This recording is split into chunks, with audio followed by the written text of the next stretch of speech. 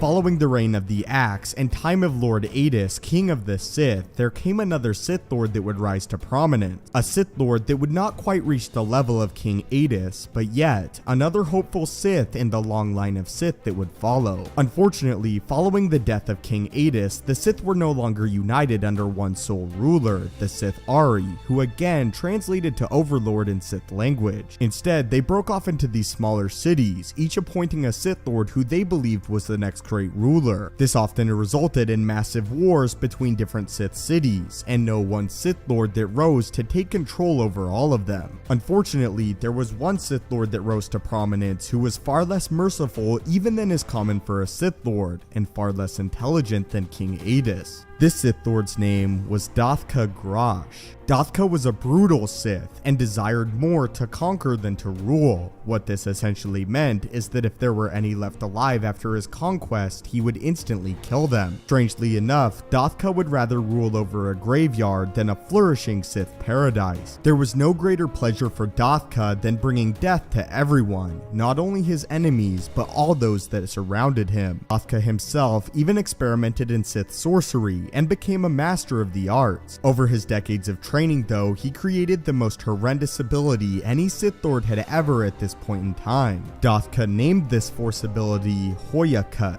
What Hoyakut did was raise those from the dead that had fallen in the wars, and those that Dothka had even personally killed. It then turned him into a reanimated state, and therefore they became zombie-like, even infecting those that they bit. Unfortunately for the rest of Sith and the planet of Korriban, Dothka unleashed this plague on the planet in order to conquer it. These reanimated Sith corpses were only loyal to Dothka and no one else. Eventually, all of Korriban was corrupted by this disease, and Dothka got his wish, to rule over a graveyard. It was here that Dothka claimed the title of the Sith Ari, although many Sith believed falsely so. Sith would murmur behind Dothka's back, saying that he was nowhere near as powerful or as great as King Adis, and that he was a coward. Worse off than this, there were several Sith worlds that were not yet conquered by the Dark Lord, who was now calling himself the chosen Sith Lord. In order to sustain his life long enough to conquer the remaining Sith worlds, he created a new ability that managed to keep him alive for some time. However, this new ability came at a steep cost. Dothka used his Sith sorcery to capture several Sith spirits within a jewel. He did so hoping that the lives and power of the spirits would fuel his for the next several centuries, or even thousands of years to come. Unfortunately for him though, he had to cut out his own heart in order to place the jewel within his chest. Although the Sith Lords were in fact imprisoned within the body of Dothka,